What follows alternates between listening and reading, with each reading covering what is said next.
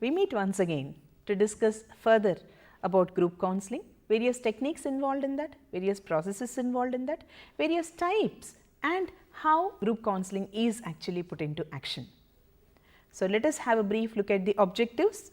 To have a brief glimpse of techniques useful in group counselling, to discuss the types of group therapy or counselling, to have a brief glimpse of group therapy or counselling in action, to list out the advantages and disadvantages of group counselling.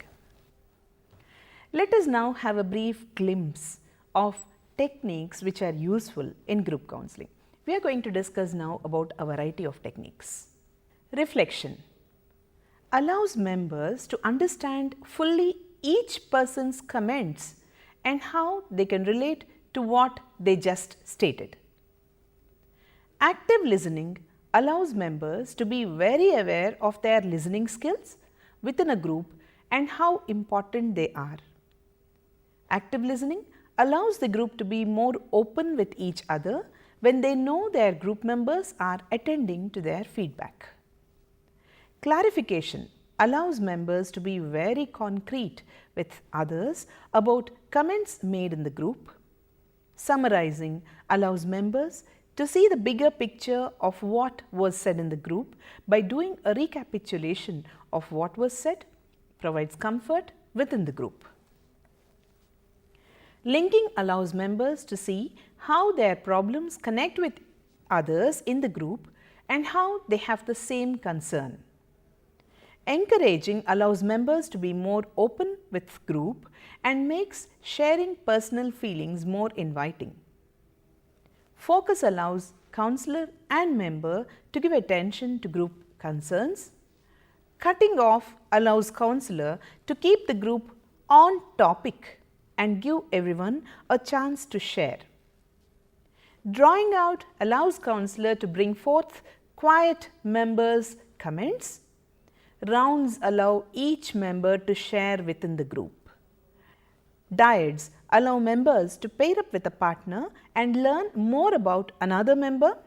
Word or phrase round allows members use their vocabulary when describing how they felt about something within the group session. Comment round allows members to share their personal comments about the specific session. Icebreakers allow members to warm up to group members when beginning group. Modeling allows members to see counselor as a role model in group work and behaviors that can be applied to them personally. Use of eyes allows counselor to have direct eye contact with members that are sharing. It will allow the counselor to draw out quiet members to speak. Tone setting allows members to establish a mood for their group. Rather, it needs to be a tone that is serious, social, supportive and formal. Use of leader's energy allows members to see counselor excitement about their new group, topic and activities.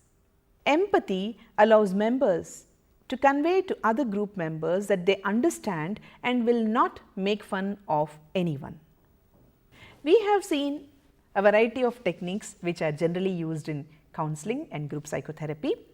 Each of these techniques is used differentially by a variety of counsellors, by several counsellors in different ways as and when required as a part of the group counselling. Now, let us look at what makes a group counselling work. When people come into the group, they interact freely with other group members. They tend to recreate those difficulties which they brought along with them to the counselling in the first place. Once the difficulty is resolved, alternative behaviors are looked at, they are learned and individual develops new social skills as ways of relating to people in this process.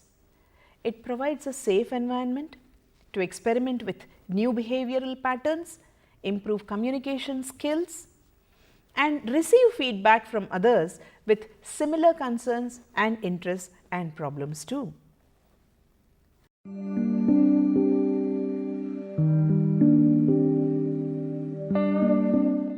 Let us now look at the types of counseling and therapy.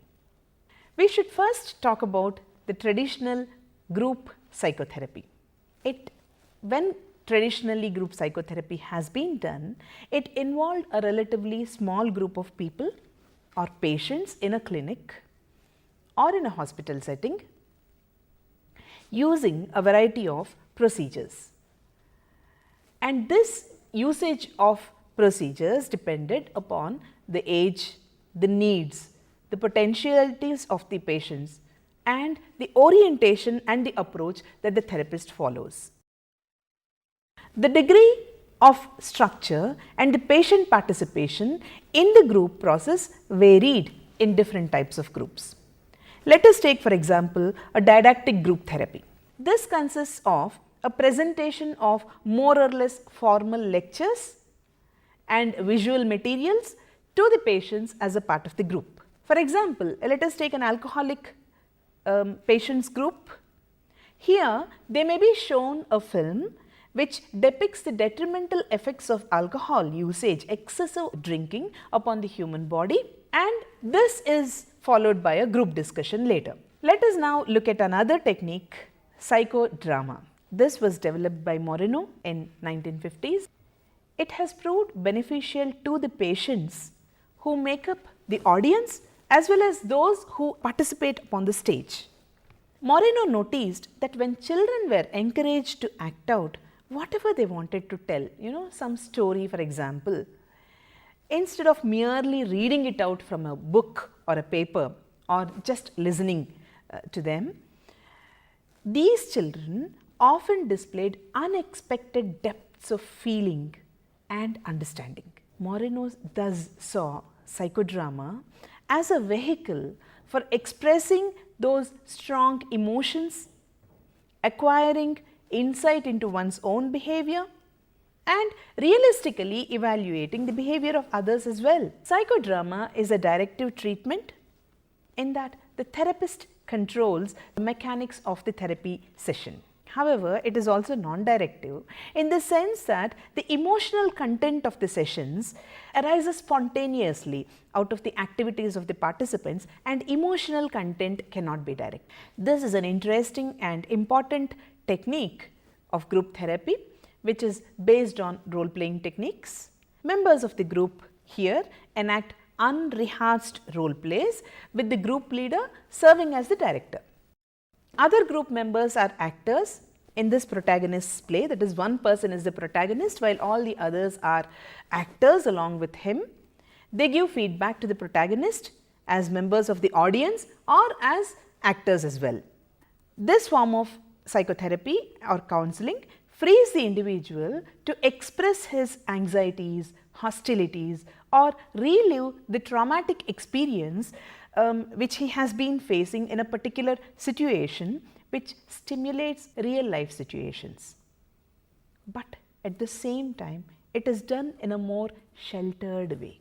The goal here is to help the individual achieve emotional catharsis, increased understanding and improved interpersonal relationships and competencies.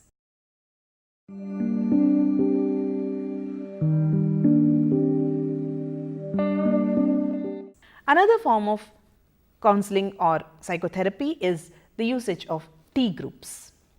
The first T group, here T stands for training. This was conducted at National Training Laboratories in Bethel, Maine in 1946. Levin's ideas about group dynamics formed the basis of original groups. Since then, T groups have been focusing upon interpersonal relationships. Members of such groups are likely to learn from the experience of how one's behavior in a group influences the other's behavior and vice versa. Another type is encounter groups. In the 60s and 70s, entire field of group psychotherapy has been changed by the advent of these encounter groups. Some encounter groups stem from the sensitivity training or T groups which we have just talked about. They were intended for normally functioning people who wanted to grow, change and develop. These are directed towards helping normal individuals learn about their own feelings and behavior, how it affects themselves and others, while other groups are directed primarily towards treatment of personal problems and hence tend to be an extension of traditional group psychotherapy. These groups took many forms, like the minimally structured groups of Carl Rogers to the highly structured open-ended groups of William Schutz. Encounter groups usually consist of some 6 to 12 participants with 1 or 2 group leaders. Their specific goals may vary considerably depending upon the nature and orientation of the group. The focus is upon providing an intensive group experience which helps the members work through emotional problems and achieve more effective coping techniques. The group situation involves intensive give and take. It's much closer to the social reality than is the traditional individual therapy. In fact, it typically goes beyond the conventional social reality in terms of the honesty and frankness it demands in interpersonal interactions, which is usually not possible in our daily interactions. You agree with me? Emphasis is upon removal of masks, the free and honest expression of feelings, and the resolution of confrontations and other interactions which emerge within the group. And this, when it is done, it requires immediate and prompt feedback, both negative and positive, from other group members. Usually, a good deal of support and affection develops within the group, especially for members who are experiencing periods of crisis. The techniques used may be non-verbal techniques such as warming up exercises which facilitate awareness and group interactions, verbal techniques to facilitate the group interaction, to provide feedback and to focus upon personal problems. One method is to ask a member occupy the hot seat while the others provide feedback about their reactions to the group member and his behavior. A variation of this technique is called positive and negative bombardment, where the group members are instructed to say only negative or only positive things about the person who is occupying the hot seat, with the condition that they must be sincere. Another form of therapy is cognitive behavioral group therapy. In this type of therapy or counseling, the focus is on increasing the skills and comfort of people in social situations. The themes of the particular sessions are often selected by the therapist who has the prior knowledge of the person's problems, the client's problems. He or she may model alternative ways of handling the situations. Role playing is accompanied by social reinforcement and feedback, and homework tasks are also assigned. In cognitive behavioral therapy or counseling itself, certain other techniques are also employed, like graded task assignments, where assignment of tasks is done in a graded manner. Examination of specific types of distortions which may arise in social interactions, like overgeneralization, imagining catastrophes. Examination of such distortions helps the group members in identifying where the problem lies.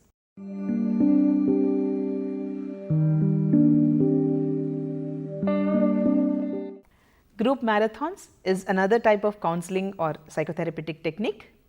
It is an extended one-session group experience which breaks down defensive barriers which individuals may otherwise use. It usually lasts for a minimum of 24 hours. Frederick Stoller and George Beck pioneered this concept in 1960s. Group marathons have worked successfully with substance abusers in rehabilitation programs and well-functioning individuals in other group counseling settings. Another form is self-help and support groups. Self-help groups usually develop spontaneously. They center on a single topic and may be led by a lay person with little formal group training, but with experience in handling a stressful event which has brought the group together. Such groups can be short-term or long-term, but they basically work to help the members gain greater control of their lives. Support groups, on the other hand, are also organized by established professional helping organizations or individuals. Well, that was about various types of groups in counseling or psychotherapy. Now let us look at these groups in action, how they actually put or apply. What we are going to discuss about now is based upon the categorization based on their goals and process. Psychoeducational groups, for example, are also known as guidance groups or educational groups. They are preventive, they are instructional. Their purpose is to teach the group participants how to deal with a potential threat, for example, AIDS, a developmental life event, for example, old age, or an immediate life crisis, for example, loss of a loved one or loss of property or some catastrophe or trauma. Counseling groups, on the other hand, also called sometimes as interpersonal problem solving groups based upon the situation, based upon the context in which they are used, they seek to help group participants to resolve the usual yet often difficult problems of living through interpersonal support and problem solving. An additional goal is to help participants develop their existing interpersonal problem solving competencies so that they may be better able to handle the future problems. The non-severe problems like career, personal, social, educational, developmental concerns are frequently addressed in these counseling groups. Group counseling is more direct than psychoeducational group in attempting to modify attitudes and behavioral patterns. Group counseling stresses the effective involvement of the participants, whereas psychoeducational group concentrates more upon cognitive understanding of its members. Now, psychotherapy groups, on the other hand, sometimes known as personality reconstruction groups, are set to help individual group members remediate in-depth psychological problems. Group psychotherapy often takes place in inpatient facilities like in psychiatric hospitals or other mental health facilities with residential settings, because sometimes it becomes necessary to have a close watch and control over the people involved. Now, coming to the task and work groups. Task groups help members apply the principles and processes of group dynamics to improve practices and accomplish identified work goals. The task or work group specialist is able to assist groups such as task forces, committees, planning groups, community organizations, discussion groups, study circles, learning groups and other similar groups to correct or develop their functioning.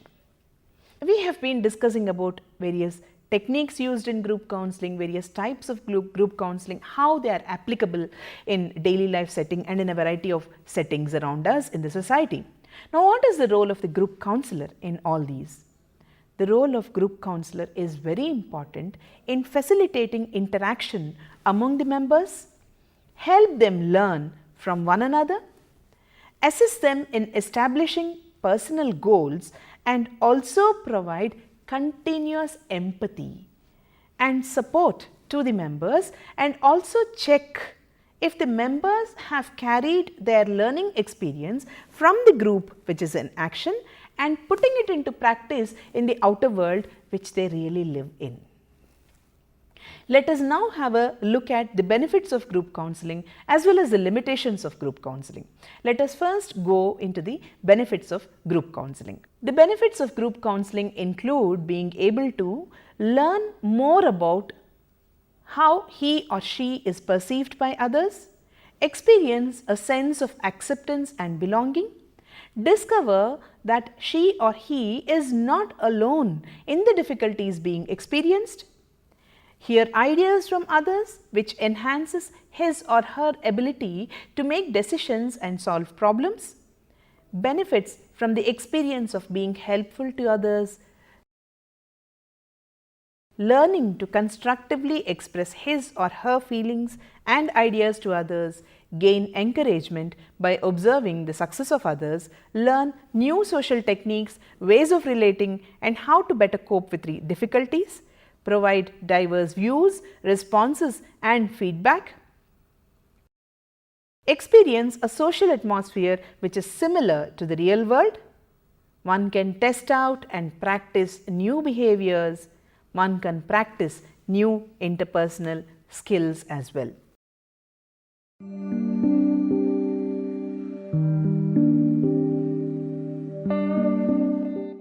Let us now have a brief look at various research studies which have shown the benefits of group counselling. Group counselling can be used to help the 9th and 10th grade students learn social problem solving behaviors that help them in career decision preparation. This was according to a study done in 1996. 2000 study by Peterson and Pryor has shown that groups can promote career development in general and can be used effectively in vocational planning with some undeserved populations such as battered and abused women. 1999 study by Marotta and Asner has shown that group treatment under the right conditions can help adult women improve their functioning and general subjective well-being.